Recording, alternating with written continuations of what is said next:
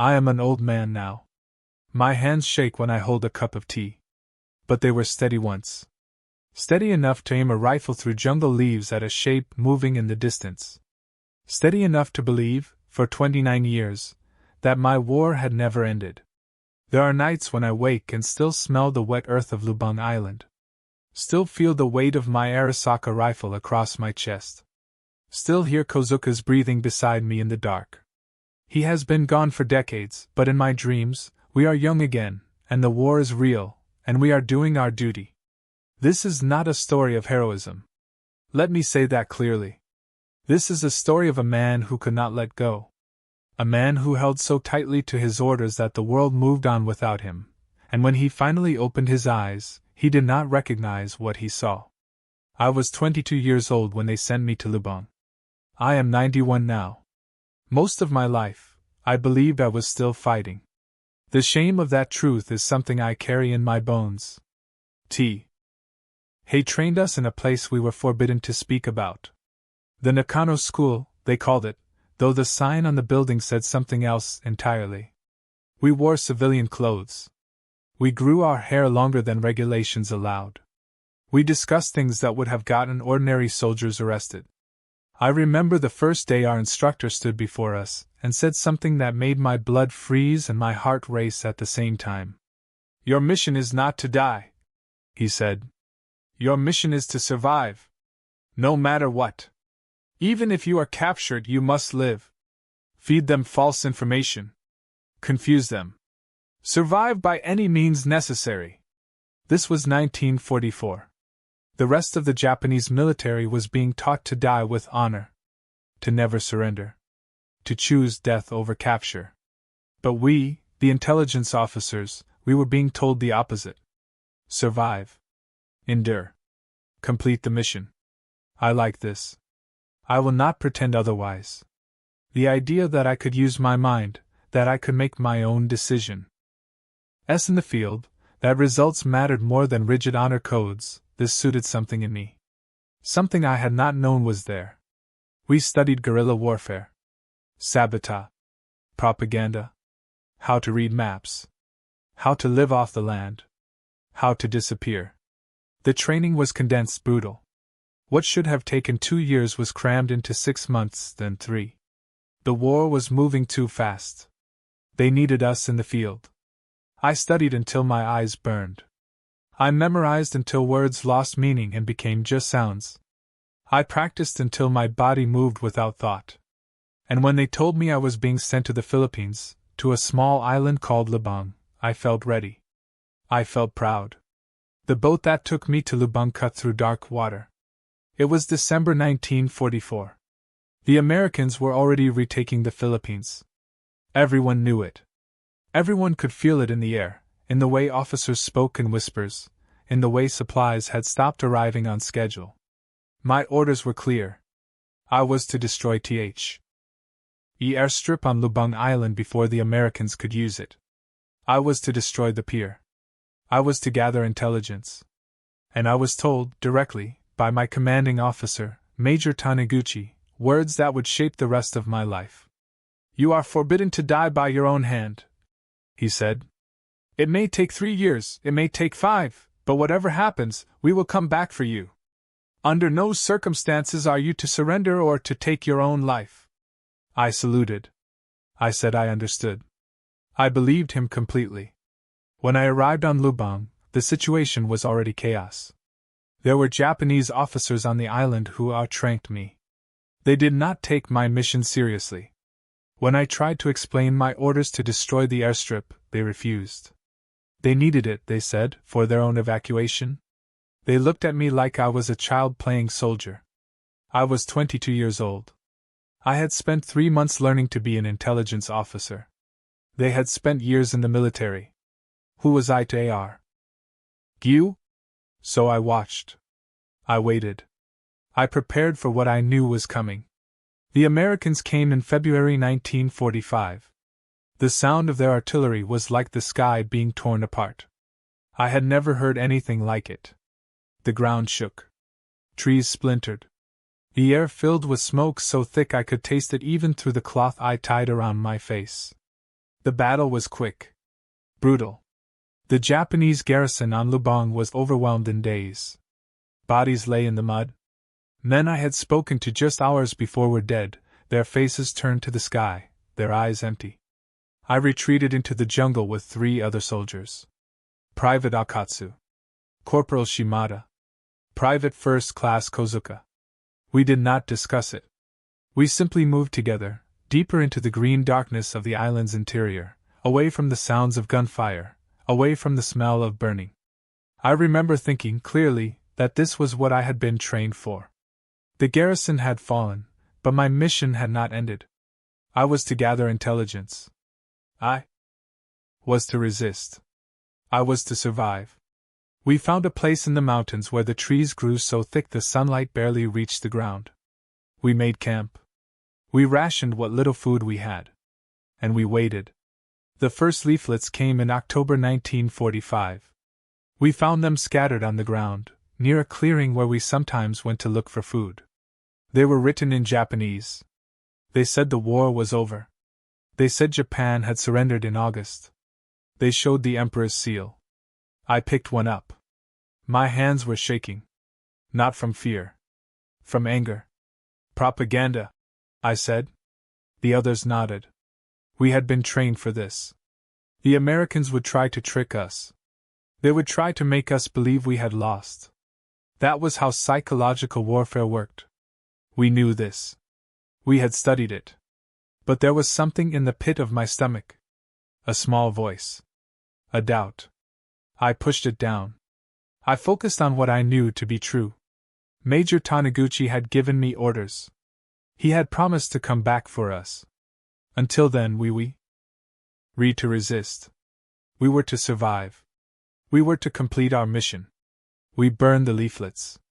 We moved our camp deeper into the jungle. And we kept fighting. The jungle became our world. Our entire universe. The mountains of Lubang, the thick rainforest, the streams that ran clear and cold. We learned every trail. Every hiding place. Every sound. Bananas became our staple food. We boiled them in coconut milk when we could find coconuts. The taste never changed. For years, for decades, it was the same meal. My tongue forgot what rice tasted like. What fish tasted like. What my mother's cooking tasted like. Sometimes we hunted. There were wild cattle on the island. We would watch them for hours, choosing the weakest, the one that strayed from the herd. We used knives. We could not risk gunfire unless absolutely necessary. Every shot was a beacon telling anyone listening exactly where we were. The meat had to be smoked. Eaten quickly. The heat and humidity meant nothing lasted. I learned to eat even when I was not hungry, because I did not know when we would find food again. We boiled all our water. Always. The streams looked clear, but we had been trained. Disease could kill us faster than any enemy. I watched the water bubble over our small fires, watched the steam rise into the canopy above, and I thought about home. My mother. My father. My brothers. Did they know where I was? Did they know I was alive? I told myself they knew. I told myself they were proud. I told myself I was doing my duty. We saw them sometimes. The people who lived on Lubang. Fishermen. Farmers. Families. They were not soldiers. We knew that. But our training told us they could be guerrillas. They could be spies. They could be working with the Americans. We could not trust anyone. So we stayed hidden. We watched from the trees. We moved through the jungle like shadows. And when we needed food, when our supplies ran desperately low, we took it. Rice. We took rice from their fields. We told ourselves it was a military necessity. We told ourselves we were at war, and in war, you take what you need to survive. But I remember their faces when they saw us. The fear. The confusion. Old men. Women. Children. They shouted. Sometimes they ran. Sometimes they stood frozen, staring at us like we were ghosts. We were ghosts in a way. Ghosts of a war that had ended. Ghosts who did not know they were supposed to be dead. Akatsu left us in 1950. Just walked away one day and surrendered to the Philippine forces. We did not try to stop him. Each man had to make his own choice. But after he was gone, we talked about it. Late at night. In whispers. Do you think he was right? Shimada asked once. I did not answer right away. I thought about the leaflets we had found. The newspapers that were left in the jungle, dated years after the war had supposedly ended. The photographs. The messages from our families. All of it could be faked. All of it could be propaganda. We had been TR. Aimed to know that. Our orders were clear, I said finally. We were told to hold this island. We were told to wait for relief. Until Major Taniguchi himself comes and tells us otherwise, we continue. Shimada nodded. Kozuka nodded. And we stayed. But Akatsu's absence changed something. We were 3 now, instead of 4. The jungle felt bigger. The nights felt longer. And that small voice of doubt, the one I kept pushing down, it grew a little louder. Shimada died in 1954. A shootout with a Philippine army unit. They had been training on the island, and we stumbled into them, or they stumbled into us. I am still not sure which. The gunfire was sudden. Loud. Shimada went down. I saw the blood. I saw him fall. Kozuka and I grabbed him, dragged him into the cover of the trees, but I knew. I had seen enough death to know. He died in my arms. His eyes found mine. He tried to speak. Blood bubbled from his lips. And then he was gone. We buried him in the jungle. We said prayers. We arced the place so we could find it again, though I do not know if the marker survived. The jungle takes everything back eventually. After Shimada died, it was just Kozuka and me. 2 men. Alone on an island.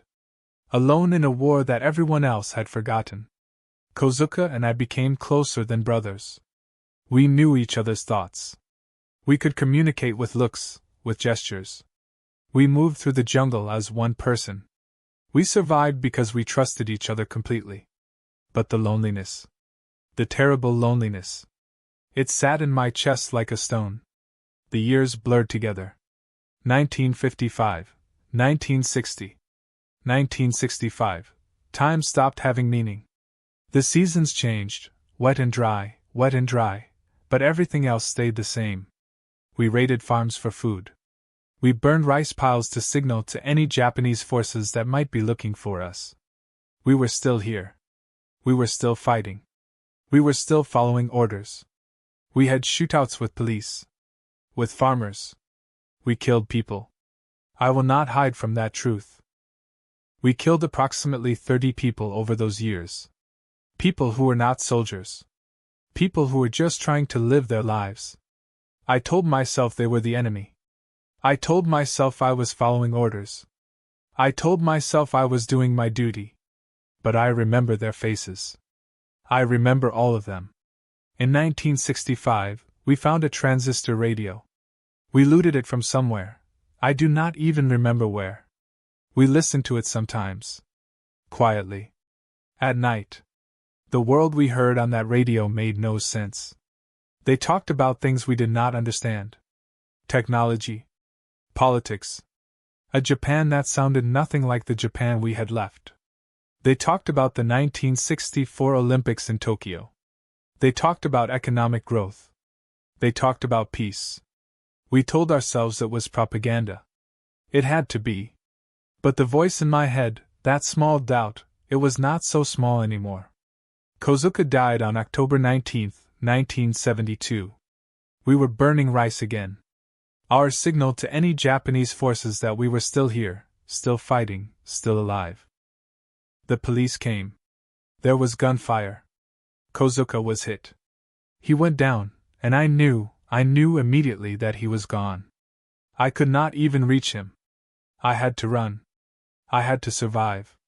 I made it back to the jungle alone. For the first time in 27 years, I was completely alone. The silence was unbearable.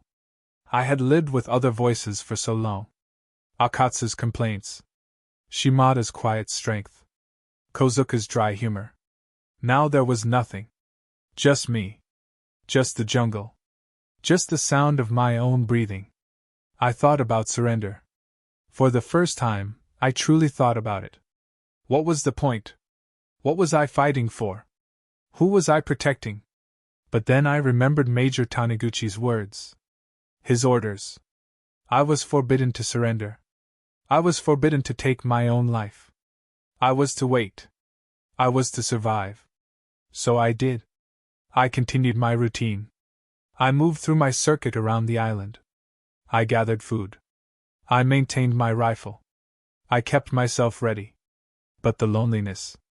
It was like a living thing inside me. It ate at me. Made me question everything I believed. I met Norio Suzuki on February 20th, 1974. A young Japanese man, wandering through the jungle, calling my name. At first, I thought he was a trap. I watched him from the trees. He was alone. Unarmed. He had a camera. He looked like a fool. But he kept calling my name. Lieutenant Onoda! Lieutenant Onoda! I have come from Japan to find you! Something in me broke. I cannot explain it. After so many years of hiding, of being invisible, here was someone who knew my name. Who had come looking specifically for me. I stepped out of the jungle. I showed myself. He was young. Maybe 24, 25 years old. His eyes went wide when he saw me. My uniform was patched and faded. My hair was long. My skin was dark from years in the sun. I must have looked like a wild man. But he smiled. He bowed. He treated me with respect. We talked. He told me the war had been over for 29 years. He told me Japan had rebuilt. He told me I was famous. He told me people had been looking for me for decades. I listened. Part of me wanted to believe him. Part of me was so tired. So lonely. So ready for it to be over. But I told him the truth. I told him I could not surrender. Not to him. Not to anyone. Only if Major Taniguchi, my commanding officer, came and officially relieved me of my duties. Only then could I leave. Suzuki left. He said he would find Major Taniguchi. He said he would bring him to Lubang. I returned to the jungle. I waited. And for the first time in 29 years, I allowed myself to hope. Major Taniguchi came on March 9, 1974. He was older. Civilian clothes. He worked in a bookstore now, Suzuki had told me. The war had ended. Everyone had moved on with their lives. Everyone except me. He stood in the clearing, and I stood at attention before him, in what remained of my uniform. My rifle across my chest. My sword at my side. Ready to receive orders. He looked at me. His eyes were sad. I remember that. Not proud. Not angry. Just sad. Lieutenant Onoda, he said. The war has ended. Japan surrendered on August 15, 1945. You are hereby relieved of your duties. The words should have brought relief. Freedom. But instead they brought something else. Something I was not prepared for. Grief. Overwhelming grief. I had spent 29 years. 29 years following orders that had been obsolete for 28 years, 6 months, and 8 days. 29 years in the jungle. 29 years alone. 29 years believing I was serving my country. And it had all been for nothing. I wept. I could not help it. I, who had not cried when Shimada died, who had not cried when Kozuka died, I wept like a child. Major Taniguchi stood there. He did not move. He let me grieve. Finally, I gathered myself. I saluted. I handed over my rifle. 500 rounds of ammunition. Several hand grenades. A dagger my mother had given me in 1944, to use if I was ever captured. So I would not have to endure the shame. I had never used it. I had survived. Just like my training had taught me. They flew me to Manila. March 10, 1974. I walked off the helicopter in my uniform. The one I had worn for 29 years. Patched. Faded. But still a uniform. President Ferdinand Marcos met me at Malacanang Palace. There were cameras. Reporters. A crowd. The whole world watching. He pardoned me. For the killings. For the raids. For everything. He called me a soldier. He said I had been doing my duty. I handed him my sword. The formal surrender. I saluted. And it was over. I should have felt relief. I should have felt joy. But all I felt was empty. The world I stepped into was not the world I had left. The Philippines in 1974 was nothing like the Philippines of 1944. Japan was nothing like the Japan I remembered. Everything had changed. The war I had been fighting had ended before I even knew it had begun. And the people on Lubang Island, the ones W.E. had shot at, the ones we had terrorized. Their families wanted justice. They wanted compensation. They wanted me to pay for what I had done. I understood. I could not blame them. I had taken their loved ones. I had spent 29 years making their island a battlefield when there was no battle to fight. The Philippine government held people back. There were those who wanted to attack me. Kill me. I do not blame them for that either. Japan welcomed me like a hero. 8,000 people met me at the airport. NHK, the national broadcaster, filmed everything. People cheered. They called me the last samurai. They said I embodied old Japanese values. Duty. Honor. Loyalty to the emperor. But I felt like a fraud. My family was there. My mother. My father. My brothers. They had thought I was dead. The government had declared me dead in 1959. They had held a funeral. They had mourned. And here I was. 52 years old. Alive. A ghost returned. My mother held me. She cried. She sighed. She had always known. Always believed I would come home. But I looked in their eyes, and I saw strangers. They had lived 30 years without me. They had built lives I knew nothing about. And I had lived 30 years believing in something that was not real. I tried to adapt. I tried to understand this new Japan. The crowds. The noise. The technology. The materialism. Everything was different. Everything was wrong. People wanted me to speak. To write books. To tell my story. So I did. I wrote. No Surrender, My 30-Year War. It became a bestseller. People read it and saw what they wanted to see. A hero. A warrior. A symbol of the old ways. But that is not what I was. I was a man who had been too stubborn to admit he was wrong. Too proud to question his orders. Too afraid to face the truth. I could not stay in Japan. The modern world, the noise, the expectations, it was too much. In 1975, I followed my brother to Brazil. To a Japanese colony in Sao Paulo. I became a cattle rancher. The work was hard. Physical. It kept my hands busy. It kept my mind from wandering too much into the past. I met a woman. A Japanese woman. We married in 1976. We built a life together. Quiet. Simple. Far from the cameras. Far from the questions. But the jungle never left me.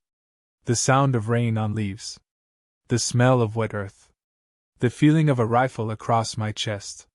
It all stayed with me. In my dreams. In my waking hours. Always there. I thought about Kozuka. About Shimada. About Akatsu, who had been smart enough to surrender. About the 30 people we had killed. About their families. About the life I had stolen from them, and the life I had stolen from myself. I went back to Lubang. Several times. In the 1980s. In the 1990s.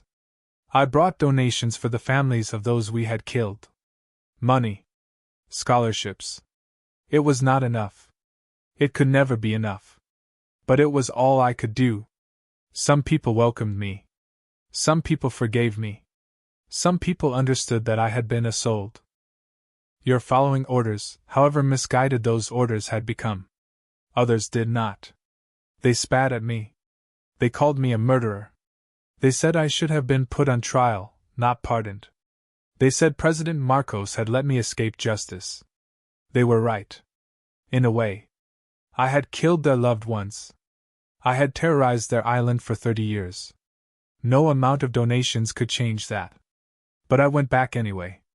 I needed to see the island again. To remember. To understand what I had been fighting for all those years. The jungle was still there. The mountains. The streams.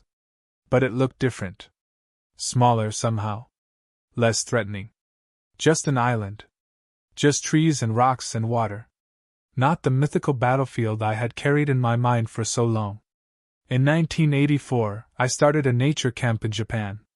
Onoda Zenjuku. A place where young people could learn survival skills. Camping. Navigation. Self-reliance. I had read about a teenager in Japan who killed his parents in 1980. It shook something in me. Young people today, I thought, they do not understand hardship. They do not understand sacrifice. They need to learn. So I taught them. Not to fight. Not to kill. But to survive. To be self-sufficient. To understand the value of discipline and hard work. Did it help? I do not know. I hope so. I hope I gave them something useful. Something better than what my training gave me. But sometimes I would watch them, these young people learning to build fires and read maps, and I would think about myself at their age. 22 years old. So certain. So convinced I was doing the right thing. If I could go back and speak to that young man, what would I say? Would he listen? Or would he be too proud, too stubborn, too loyal to orders that made no sense? I do not know. I honestly do not know. People ask me why I stayed so long. Why I did not surrender when the leaflets came, when Akatsu left, when I found the radio, when I saw the newspapers. The answer is both simple and complicated. I believed in my orders. I believed in my duty. I believed that Major Taniguchi would not lie to me, would not abandon me. I believed that Japan needed me to hold Lubang Island. But belief and reality are not the same thing. My belief was strong. It sustained me for 29 years. But it was not based on truth. It was based on training, on pride, on fear of shame, on the inability to admit that I might be wrong. I thought I was being loyal. I thought I was being honorable. But what is honor in service of a lie? What is loyalty when the cause you are fighting for no longer exists? I was not the only Japanese holdout. There were others. Private Teruo Nakamura held out even longer than me, until December 1974. Shoichi Yokoi hid in Guam until 1972. There were dozens of us scattered across the Pacific Islands, fighting wars that had already ended.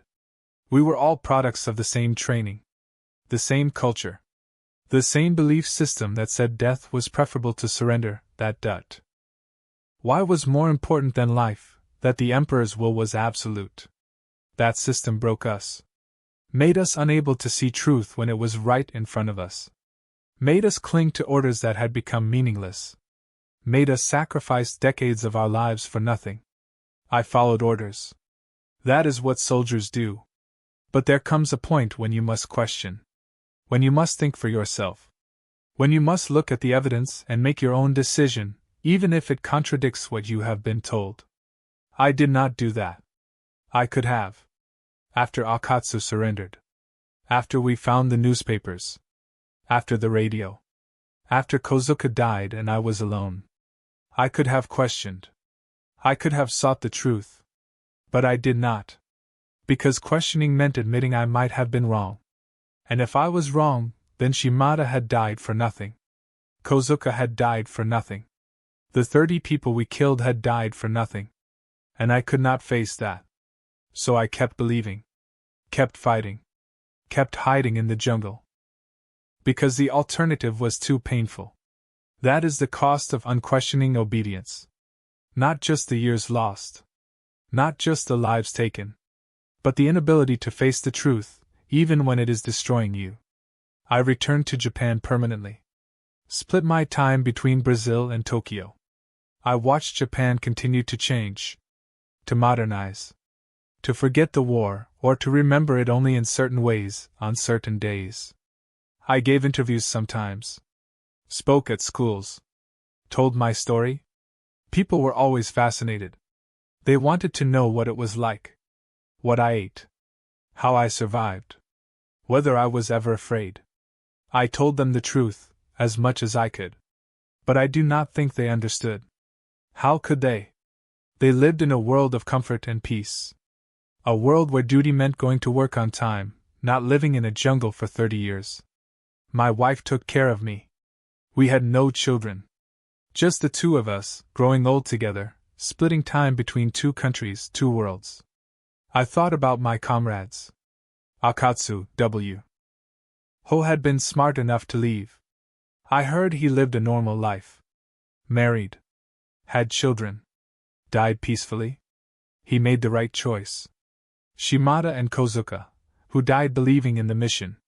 Who trusted me. Who followed my lead. I carry them with me. Every day. I died on January 16, 2014. I was 91 years old. Heart failure, they said. A long life, by any measure. But those 91 years felt unbalanced. 22 years before Lubang. 29 years on Lubang. 40 years after Lubang. The island years, they weigh more than all the rest combined.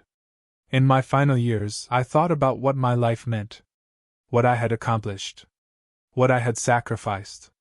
What I had taken from others. I do not have good answers. I was a soldier who followed orders. I was a man who believed too strongly in duty. I was a person who could not admit when he was wrong. I hurt people. I killed people. I terrorized an island for 30 years because I was too proud, too stubborn, too loyal to question whether my mission still made sense. But I also survived. I endured. I kept my promise to Major Taniguchi. I did not surrender. I did not take my own life. I followed my orders to the absolute limit of human capability. Was it worth it? I do not know. I truly do not know. If you remember anything about my story, remember this: duty without wisdom is dangerous. Loyalty without question is destructive. Orders without context can make you do terrible things. I believed I was serving my country. I believed I was honoring my emperor. I believed I was being a good soldier. But good soldiers must also be good human beings. They must be able to think, to question, to recognize when the situation has changed and adapt accordingly. I could not do that. My training taught me to never surrender, to never question, to never deviate from orders. And that training cost me 29 years of my life, and cost others their lives entirely. War does terrible things to people. It trains us to kill. It trains us to obey. It trains us to suppress our humanity in service of a cause. And sometimes, even when the war ends, that training does not stop. It keeps going, keeps destroying, keeps consuming lives. The war ended in 1945. But for me, it ended in 1974. 29 years later. Too late to get those years back. Too late to undo the harm I had done. Too late to be the young man I was before the war changed me. Sometimes, even now, and whatever comes after this life, I dream of the jungle. The sound of rain on leaves. The smell of wet earth and rotting vegetation. The feeling of damp clothes against my skin. The weight of my rifle. The sound of Kozuka's breathing beside me in the dark. The jungle never left me. It shaped me. Changed me. Made me into something other than what I was meant to be. I wonder sometimes what would have happened if I had surrendered in 1950 with Akatsu. If I had questioned the leaflets more carefully. If I had listened to that small voice of doubt instead of pushing it down, down, down until I could not hear it anymore. I would have had a different life. A normal life. A wife earlier. Maybe children. A career. 44 years of life in the modern world instead of just 15. But that is not what happened. That is not the choice I made. I made my choice, and I lived with it, and now I must live with it forever. There are no heroes in this story. Just a man who could not let go. A man who held on so tightly to his duty that he forgot to be human. A man who survived 29 years in the jungle but lost himself completely in the process. My name is Hiroo Onoda. I was a second lieutenant in the Imperial Japanese Army. I fought in World War II. And when the war ended, I could not stop fighting. Could not stop believing. Could not stop following orders that no longer made any sense. I do not ask for forgiveness. I do not ask for understanding. I only ask that you remember. Remember what happens when duty becomes more important than truth. When loyalty becomes more important than wisdom. When following orders becomes more important than thinking for yourself. I gave my life to an island in the Philippines. I gave 29 years to a mission that ended before I even truly began it. And when I finally came home, I was a stranger in a strange land, forever marked by the jungle, forever haunted by the choices I made and the choices I could not bring myself to make. The war ended in 1945. Everyone knows that. Everyone but me. And by the time I learned the truth, it was far, far too late. That is my story. That is my shame. That is my life. I was the soldier who could not surrender. The man who forgot the war was over.